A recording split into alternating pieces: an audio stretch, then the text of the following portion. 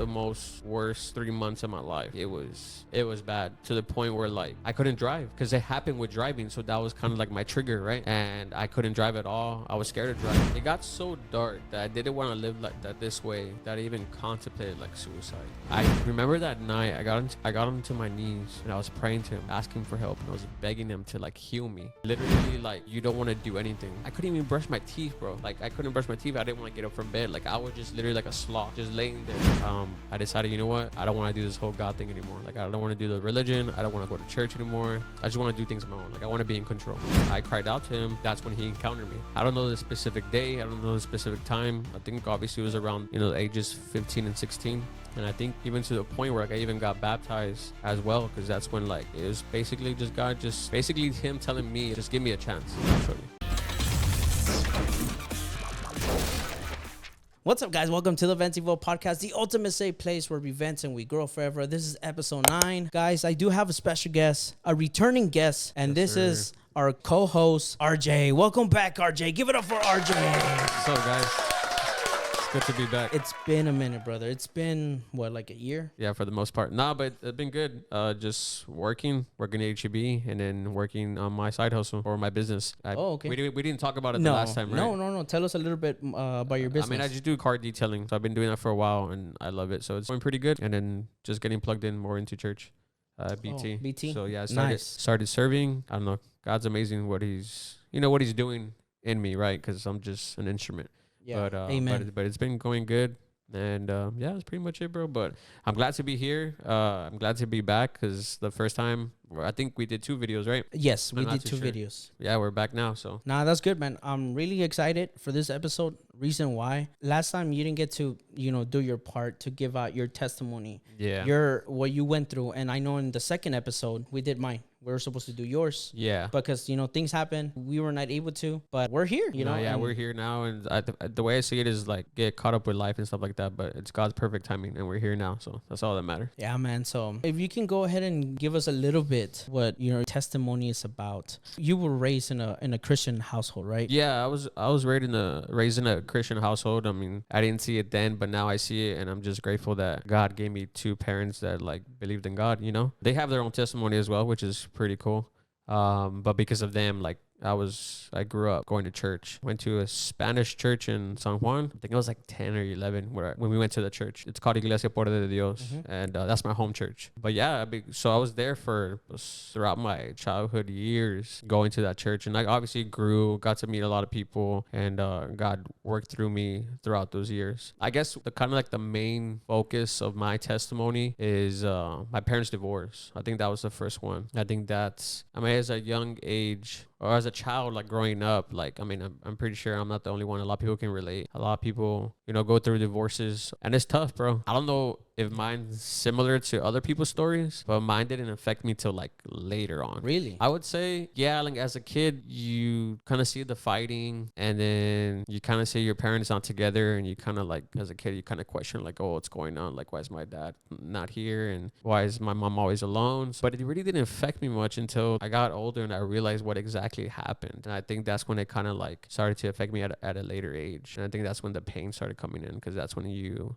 realize that like your parents aren't together no more. Also, like I think what most people do, I just had a conversation with a friend, I think a couple months ago, how he did that prayer where it's like, oh God, like if you're real, or like if you really love me, Get my parents together. Get my parents back together. And I did the same thing, but God doesn't work like that. He's not a genie where you can just make wishes and just, for things to happen. Can he do miracles? Of course. But also, I believe it takes 2 people, because like it's my mom and my dad. They were making their own choices, and some of their choices were like consequences, right? Like they were choosing on their own pride, ego, or like own selfish ways. That was really hard growing up. It affected me throughout, even my own relationships, like dating, like girls and stuff like that. I think it affected me because I didn't have like a true representation of like what true love is. And on top of that, when I was going through that, I think it's funny, but everyone has like their first love, right? Like of course. Everybody at a young age thinks like they meet the person and they're gonna be with that person forever and ever, right? I thought that too. It was a girl at my church I grew up in. Things didn't end up well. I mean, it wasn't too crazy. I mean, I think it's just part of life, right? Like your first Yeah. love, right? And I'm not gonna lie, I've seen stories where people like their first love and they've been together for like 50 years. You know, God bless them. Yeah. I don't know how they did that, but I mean, it was good moments in the beginning and after, but it just ended up, you know, just breaking apart. And that was my first heartbreak, and that And one's tough. And I was gonna ask, I Yeah, mean, go ahead. can you say that, you know, after the very first breakup that you had, how did that affect you and your future relationships? I think it did. Obviously, like it does do something because obviously I think differently now. You know, I'm older now, and when I was like my first breakup was like around like 14, 15. Yeah, it did affect me because I was kind of lacking love. You know what I mean? Like I was lacking. Like they didn't see it in my parents. And they didn't see it in other people or the person that I was gonna be with. I was like, what's going on? Like there's no such thing as love. But I think it was all God's plan because that's why I kind of realized as I got closer to Him when I was still going to church. You know, my parents would force me, which I thank them that they would force me now because now I see the benefits of me going to church and getting closer to God. And what basically happened is that like I don't remember specifics. I don't remember it was like a one day. I know it was a moment where God kind of spoke to me. I think I was praying. And I think I was crying too. I think I was crying about my parents and then about, of course, of the breakup, but it's mainly my parents because I think that's what hurts the most. I mean, breakups, I feel like you can get over them, right? So I was just praying to God, I feel sad, like I feel sorrow, like I feel really like empty. And I think that's when God kind of just comforted me where I was at. And basically like, Him telling me that wasn't true love, but like, I'll show you what true love is. And as I got closer to Him and started like showing me, you know, reading more of my word and stuff like that, then I was able to realize He is the ultimate true love because who else would Yeah.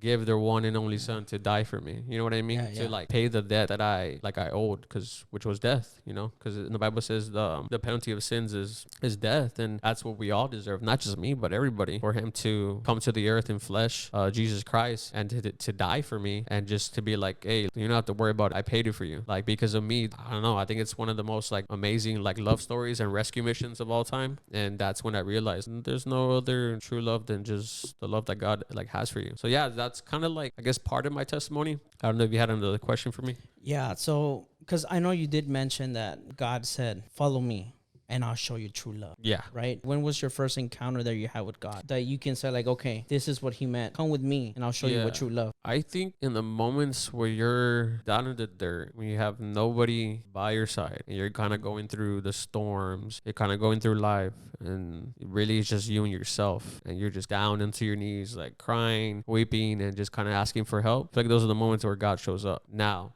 does He show up all the time? Because I know someone's gonna, you know, say like, oh well, you know, I've cried out to God, but He doesn't show up, right? He's there. It's just at the end of the day, like I'm not God. You know what I mean? Yeah. And when I cried out to Him, that's when He encountered me. I don't know the specific day. I don't know the specific time. I think obviously it was around, you know, the ages 15 and 16. And I think even to the point where like I even got baptized as well, because that's when like it was basically just God, just basically Him telling me, just give me a chance and I'll show you. And I did. And He showed time and time again, like He just never leaves me, never fails me. You know, people do because we're human, right? Like we're Yeah. not perfect. The only perfect human being there was Jesus. So yeah, that's basically. And you were raised, you know, at a young age at a church. That's really amazing because I feel like there's a lot of people that they end up learning about God into like at an older age, and I feel Yeah. like it's still a blessing, right? No matter what age. But if you're younger and you're learning about God, I think that's more of a blessing. Oh no, yeah, for sure. Yeah. I think it's kind of like encouraged to know God, because like why rather go through the mess on your own? Because I just told my friend this is a couple of days ago, you can't do life on your own, like capped at a capacity. Like us human beings, like we're not superhumans. Like Yeah. we can only work for so long, we can only, you know, perform for so long. We have a cap, and that just shows us that we're just human. We can't do this whole life thing on our own because it's hard. You know, work, stress, family, like responsibilities, you know, purpose of life. Like there's so many things that kind of tie into it. And I feel if you know God at a younger age, whenever you do have those bad days or you do have those storms or you have questions or like you need answers, having God makes things a lot easier. Doesn't mean that life gets easier. It's good to have Him there with you to go through those moments. You know what I mean? Yeah. So What can you tell to those people that, you know, they, you know, to anybody that they feel depressed and they have anxiety? Have you ever felt that before? Even like you, that at a young age, you being close with God. yeah, for sure. Yeah, and that was like kind of like my second part of my testimony.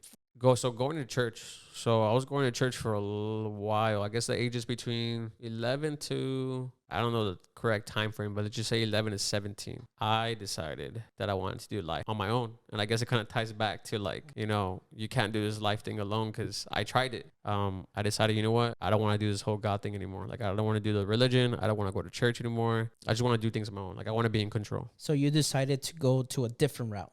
Yeah, for sure. And I don't know what my thought process was behind that. I guess ego, pride, but I just wanted to be in control. Like, I just didn't want to do it no more.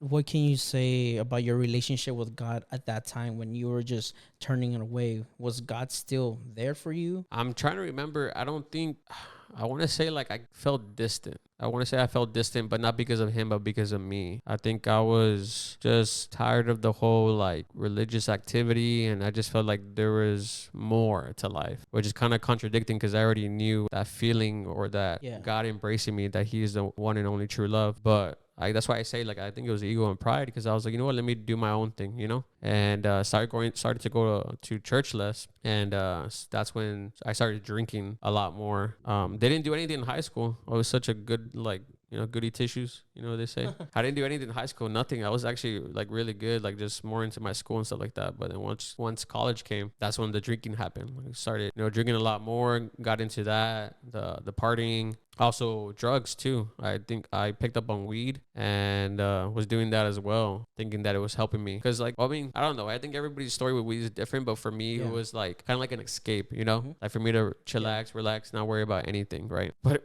in hindsight, if I would have known that it was probably the worst thing I could have done for myself, because I think not that it triggered my anxiety. I think a lot of things were going around that time that kind of piled up together, What else I was doing at the time? Was there at Uptown a lot. So yeah, and then obviously the lust came, just fornication, lust, sleeping with women. Thought that it can fulfill me, and it really didn't. And that's just in general though. Like I feel like with like alcohol, with weed, with sex, like all that stuff, like it's in the moment, right? Like it's kind of like I remember we talked about it once, like the dopamine hit. Yeah. Like it feels good in the moment. When it fades away, you just feel empty. Yeah. And you need it again. Weird. Yeah. You feel empty. It's like you need it to live. Yeah. Because without it, you gotta can't keep process. on going. Yeah. And that makes sense because I was there every weekend to get that dopamine again and again. Which makes sense because also there's a lot of people that go, like, it's a weekend thing, like, hey, it's Friday, Saturday, let's go to Uptown. Like, you know what I mean? Like, that's kind of like that's the vibe. And when I realized it, the way I realized it was like I would go back home and I was just like, just empty, bro. And just sad. And just like, no, this can't be the purpose of my life, right? Like that's a highlight in my life, like going to like Uptown just to drink and just have one night stands. I was I was gonna ask, when was it like your breaking point, whenever you realize, okay, I had enough of this life? No, yeah, for sure. And I think that's when, I'm trying to remember what year it was. It was when I think my grandfather he was in the hospital, he was getting sick. I think it was the year that he passed away, I'm not too sure. That's when everything was kind of like piling up with the things that I was doing, the emptiness, purpose in life. And I think what other things that men struggle with mental health, like as in like job, like security, like financial stability, providing for your family and stuff like that. I don't even remember if I didn't have a job at that time or I had my injury. I think also when I tore my ligament, I had an injury and I was kind of jobless for a while. So that sucked as well because not working as a man, it kind of affects you and not being able to do anything, just any physical activity. So it was a mixture of a lot of things. My breaking point was, I remember I was driving home. I was with my cousin Josh. Shout out to Josh. We were driving. I get a panic attack and I felt it. I laugh because not to make fun of like anxiety, because I went through it. It's one of the most like scary things of all, bro. Like it feels like you're gonna die. Like that's basically how it feels. My mom goes through that actually, and I really didn't understand what she went through until I went through it myself. When it happened to me, I freaked out and I literally I don't know. It's like this sense of desperation. I called 911 right away. Oh damn. Yeah, I called. Really? I was driving. No, like instant. Whoa. Like I didn't even think about it. I do remember you telling me this story. I do remember that. Yeah. Yeah, because it was a really panic attack. Yeah. But I was like, whoa, damn! I didn't know that part that you called. No, yeah. I called 911 instantly. I was like, I ain't gonna go out like this. And then it was so funny. I feel bad for Josh because I kind of scared him, and I literally told him, I was like, bro, start praying, and he didn't know what to do. So my bad, Josh. I kind of put you in the spot, and it's kind of fun. And I think that's why I was laughing because I remember the scenario. though. You're And, panicking. I was panicking, Yeah, yeah, yeah. and then I was driving, but I was still driving though, so I was like, okay, nothing's happening. And then I remember the operator on the phone was like, sir, can you stop on the road? Like, can you stop? And I'm just like, no, I can't. Like, my house is right there. Like, it was down the street, right? So I was like, I gotta get home. And she's like, sir, you need to stop. And she was like, can you breathe?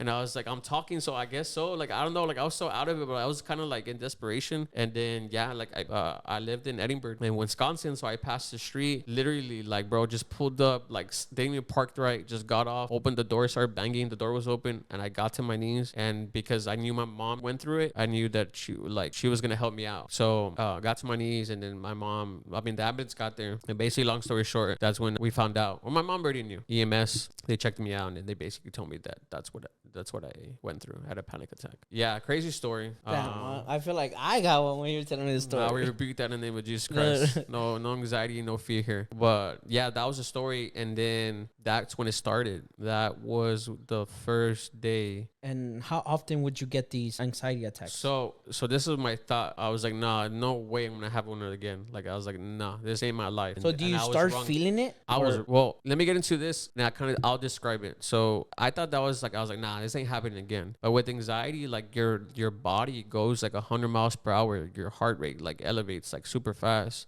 and you feel like you're gonna die. I was like, no way it's not gonna happen again. And it did. I think the next day and the next day and the next day. And it sucked, honestly. Like, I feel for people, and I have like sympathy, like obviously in general with everybody. I have a heart and compassion for people, like just trying to be there for them. But with anxiety, like I have a soft spot because like I went through it. Like I can relate to it. I know how it feels. So yeah, so I was going through that for a while, and it was the worst 3 months of my life. It was bad, to the point where like I couldn't drive because it happened with driving. So that was kind of like my trigger, right? And I couldn't drive at all. I was scared of driving because every time I would drive, it would start. And then I was like, no, like I was like, damn, how am I gonna be able to drive? Like I was already thinking like so far in the future, like how am I gonna go on road trips with my family? Like how am I gonna go to work?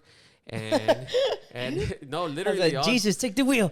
Literally, if we could, because I was like, and that's when I came down to my knees, and I was like, bro, I can't live like this. And it got to a dark point. It got so dark that I didn't want to live like that this way, that I even contemplated like suicide. That is really scary though, and I'm pretty sure like I'm not the only one that goes through. If someone does suffer through anxiety and depression, because they're correlated, anxiety and depression, they come together. I don't know the science how it works, and sometimes people say like, oh, depression, like it's like it's a feeling, like you're sad, or like it's like it's a phase. Yeah, or like I've heard that. or like a state of mind, like a state of mind. But no, it literally like you don't want to do anything. I couldn't even brush my teeth, bro. Like I couldn't brush my teeth. I didn't want to get up from bed. Like I was just literally like a sloth, just laying there. Just reminds me of the Pokemon Snorlax. Oh, Snorlax. Yeah, literally, I was just stuck there, bro. Because like you don't want to do anything. Like you don't want to go outside. You don't want to brush your teeth. You don't want to take a shower. Like it was that bad. And damn, Dad, no te bañaste ni te lavaste el hocico? Nada, pa, nada. I probably was the most smelliest and most like my breath was probably bad. At this time, you already got the anxiety going on. Did right away you went to a depression, or did something else trigger that depression? Nah, it happened right away. Okay, like, okay. It happened right away. Like I felt the change. Like and then when I noticed it is when I started going to the restroom a lot. And then I told my mom, I was like, my stomach hurts, and she kind of already knew what was happening. And that's when she told me. And then I was like, no, there's no way. And then like for me, like I'm a fighter and a lover, right? Just the way God made me. Like I'm very competitive. You're really passionate. Yeah, passionate. Doing whatever I do, I like to be the best at it, right? And you like to be right all the time. Nah, that's not true. Do you know? That's not true. I always, it's funny because I tell my mom when we get into arguments, she's like, oh, you just want to be right all the time. You think you're right. You think you know it all. And I'm just telling her, I was like, I'm right 98% of the time. And I only know 98% of things. The 2%, I'm wrong. And then she gets all mad. But yeah, and look, and that's what I'm telling you. Like I started from ego. Remember, I'm pride. Like I want to do things on my own. Yeah, pride. And I felt one night, like I told God, like I was kind of contemplating it. I was like, I know it reminds me of this. That's why I love that story. I would hear that story before I couldn't relate to it. The prodigal son in the Bible. Oh, yes. I love that story. And I love it so much because I relate so much to it. And I feel like everybody can. Like now I see it, and it's, if you don't know the story, you should really read it in the Bible. It's it's a really good story. That story, and that was kind of my story. I kind of was like praying to God. I was sobbing, bro. Like I was sobbing. I was like, God, I know I haven't been the best son. Like I know I've been doing my things, like, but if you really like are here for me, like I need you to help me. I felt shameful and guilty to go back to him when I'm in danger. You know what I mean? Like, if you really do love me, like, I need you to help me. And I cried out to him, bro. I remember that night I got onto my knees and I was praying to him, asking for help, and I was begging him to like heal me because I don't think I could have done, if it was gonna be the rest of my life, I don't think I could have done it. Like, it was that bad, like it was that scary. I didn't want to go through it anymore. I got into my knees and I just crying out loud, like just yelling, sobbing, like a bad cry. I felt this peace because I asked God to give me strength and for me to just keep on moving forward. And I felt this peace just kind of surround me and just everything just kind of like lifted off, right? It was God was telling me, where I heard God's voice, this resounding feeling telling me, like, the path that you're going on right now, if you continue this, it's gonna end up bad. And the path where I was on was the whole, like, you know, alcohol, drugs, weed, and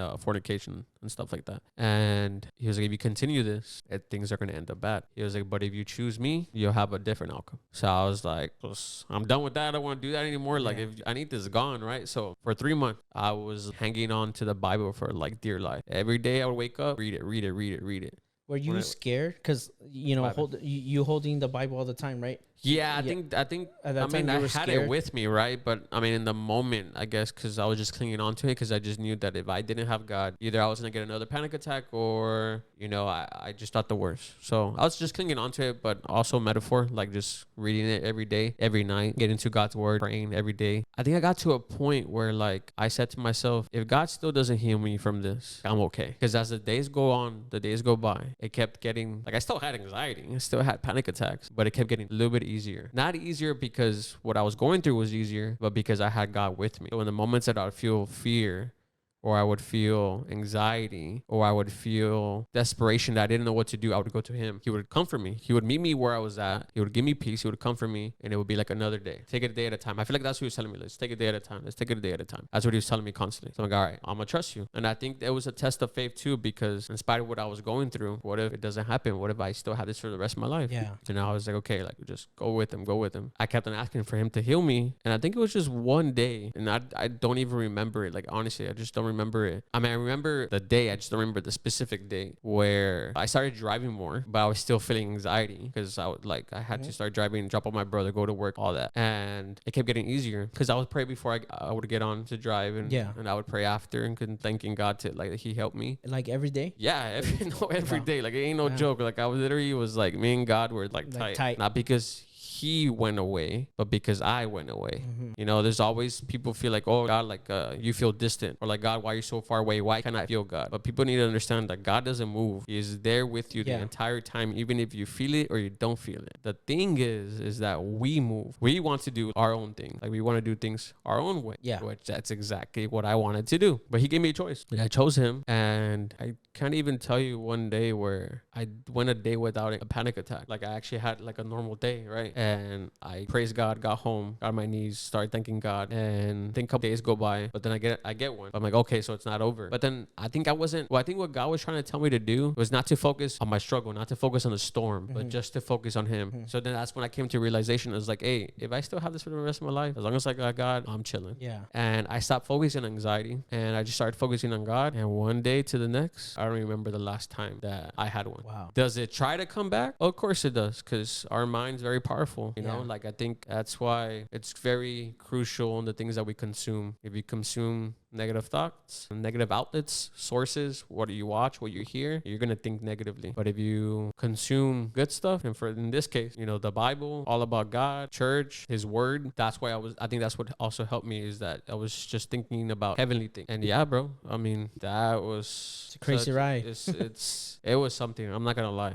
Anxiety ain't no joke. Depression ain't no joke. It's really some scary stuff. And a lot of people go through it, like, believe it or not. Mental health is very, very serious. And everybody, right? Like, everybody struggles with mental health. And I think that people that struggle with mental health just gotta give out a chance. Maybe. And I think what you need to understand is that everybody's story isn't the same. Mine is so different from somebody. Yeah. Somebody can literally pray and they're healed instantly. Yeah. Or somebody can pray and it takes longer than my story. But it's all what God has for us. Not that he doesn't want to heal us, but I think it's just part of the process, part of the journey, you know? Or part of his plan. Like, for example, me, I guess, when I was younger, and I didn't understand why, but I wasn't born with 3 fingers. I had an accident. You know, a lot of y'all know that the brake fell. So if you guys want to know the stories on episode number 2, check it out. But long story short, you know, I used to pray for my fingers for them to grow. I was young, you know, Yeah, I was you're a young. I was kid. 8, 9, 10, and I will pray for them so they can grow. But that wasn't God's plan. Not because he didn't want me to have those fingers, but he took it to a different direction. And, you know, he has a plan for why he does certain things. So just because he doesn't answer you right away doesn't mean he has something against you. There's a plan that he has for you. No, yeah, for sure. I think that whatever we go through, everyone has their story. Everybody has different hardships, different storms that they go through in life. Like, we're all different. Like, but at the same time as we're all different, we can also relate to many other people. Yeah. And I feel like with my story, people that go through anxiety and depression, like, they can relate to it. People that have gone through parents' divorce, they can relate to it. That's pretty much it, bro. I mean, I don't know how long ago was that. That was like, no, it was before, I think it was like 2017, 2018. I don't exactly remember my dates because that's when I started HEB like a 2021, 2020. Oh, wait. It was during COVID. Oh, I forget okay. about COVID. Yeah, it was during COVID. And I guess it wasn't that bad then because I really didn't have to drive. Yeah, my bad. It's because it's all coming back to me now. No, It's such a long time ago. But overall, I just made a choice. And I think that's what I want to say is encourage people to make a choice. And I always tell my friends and I always tell people, just give God a chance. Just give him a chance. I mean, what's the worst thing that can happen? Like, Yeah. you try it, doesn't work. I just so what's the word I want to say? I'm just so like confident in my In your faith. in my Father that He's so good because He's just like that. I just know that if people give Him a chance, like He's gonna show up. Maybe not be in your timing, He's eventually gonna show up. And also like it just depends. Like we're actually like trying to. You know, people say like, oh yeah, I gave Him a chance, but you know God doesn't listen, or like He wasn't there for me. You know, because I've heard that. No, before. me too. But did you genuinely give Him a chance? Yeah, like for example, your dad always says this, and I think this is what I love, and this is what I suggest for those, right? Yeah, like RJ says, give Jesus a chance, right? Give him a chance. But if you do give it a chance, right? You know, because there is people that like, you know, they want to say, how do we know that Jesus is real? You know, for example, you know, Memo once said, well, give yourself 3 months. But this 3 months, give it your all. Yeah. 100%. Pray, get on your knees, go to church, go look for him. Yeah. And if 3 months he doesn't answer you, or he doesn't even, you know, show you a sign or anything, something happens, then okay, do what you want. If not believing in him is what you want to do, I accept your decision. But give yourself 3 months and go all out, and you'll see what happens. Yeah, and I think the way he says that is that because he's also confident. Yeah, like, he's really confident. Yeah, I've heard stories where he's told people that, and they come back at church and they're like, oh no, it's because tenías razón, and you know, they come back and they're like, yeah, it's right, because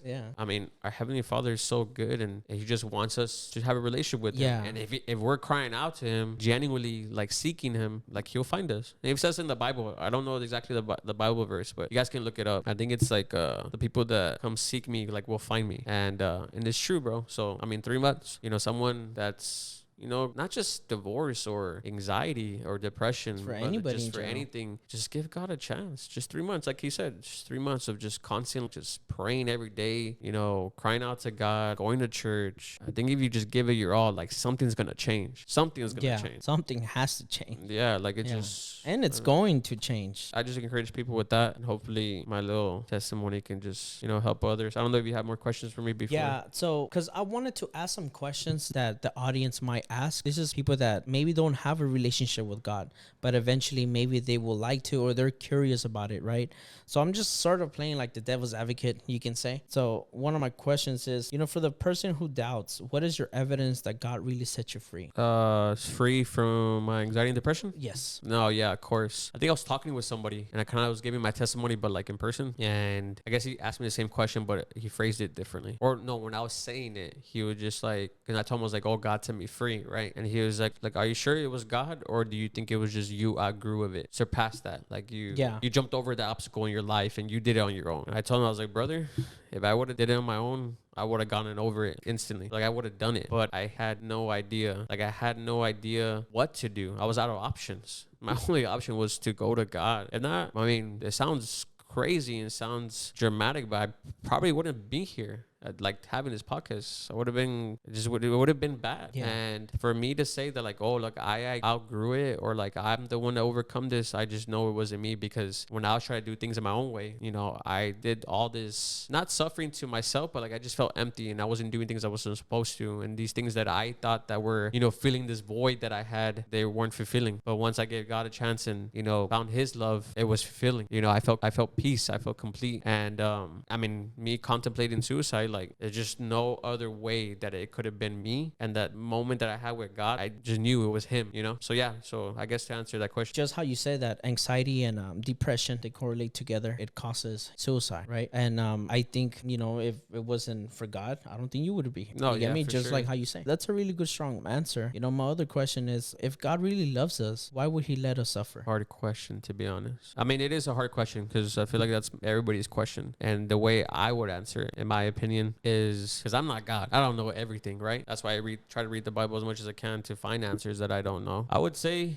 of course, that question is like phrased like wrong in itself, like already, because the question is, why would God let you suffer? And God doesn't let us suffer. I feel like our own choices, because God gave us free will, because God absolutely loved us, that we weren't robots and we weren't forced to love him. We weren't forced to worship him. He gave us a choice. A lot of people say like, oh, why does God send people to hell? He don't send people to hell. He just sends people that don't choose him. Hell's basically a separation from God. So if you're choosing that on a daily basis, not to do anything with God, then that's what hell is. So it's not that God sends people there. It's because you send yourself there because you just don't want to believe him. So for that question to say like, oh, why would God let me suffer? I think it's just wrong in itself. It's our own doing, our own pride and ego, our own choices that have consequences that will allow us to suffer. But I think God is so amazing and loving. In spite of our suffering, he there with us to help us through the suffering. And there's a Bible verse right now. I'm trying to think about it right now. I think it's in Romans. I don't know it right now, but I think basically like there's joy in suffering because God is with you. So yeah, I mean, that's what I would say. Like, it's not like God allowing us to suffer. I think it's just our own decisions because he gave us free will. That's how much he loved us. He allowed us to have a choice in this world. I mean, in this life. I like that. Yeah. Another question will be, what would you say to someone who prays every day but still feels far gone from God? I mean, I still struggle with that. Sometimes I pray and I feel distant from God. And I don't know.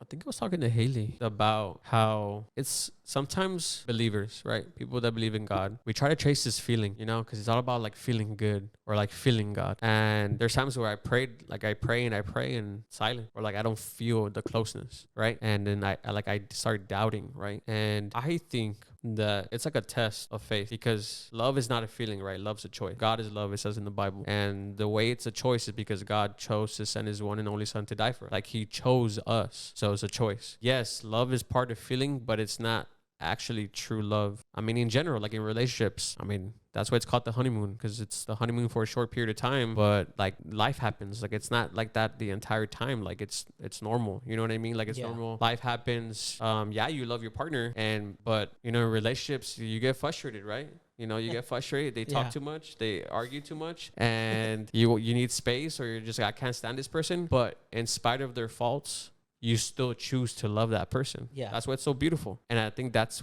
how it is with God. Like he chose to love us. So it's not a feeling. And I feel like God, that's kind of the point where like I feel like God allows that to happen. Not that he's not there. He's always been there. I feel like the moments we feel silence, we feel distant, he's like the closest he'll ever be. He just wants to see like, what is it that we're going to do? And it's a test of faith. Are we chasing the feeling, or are we actually chasing God? Like, are we chasing love? Are we not chasing experiences to feel good in the moment? You know what I mean? It's actually like, are you in this like for real? And I would just encourage people, because I've done that myself too, where like, even though you don't feel close to God, you still do it. Because eventually or not, he's going to answer. He's going to show up in a mighty, like amazing way. But yeah, that's what I would say. I just say that it's kind of like a test of faith, and you just got to keep on doing it. Because I struggle with that as well. Even though God has shown up to me in my past with anxiety, depression, with, you know, me feeling my void, my purpose in life. I mean, obviously I know he's real. I know the things he's done for me. But then there's moments where life goes on and I still sometimes feel, you know, distant. But then I also have to analyze the situation. Do I feel distant because of my feelings, or do I feel distant because I move? What is it that I'm not doing that's like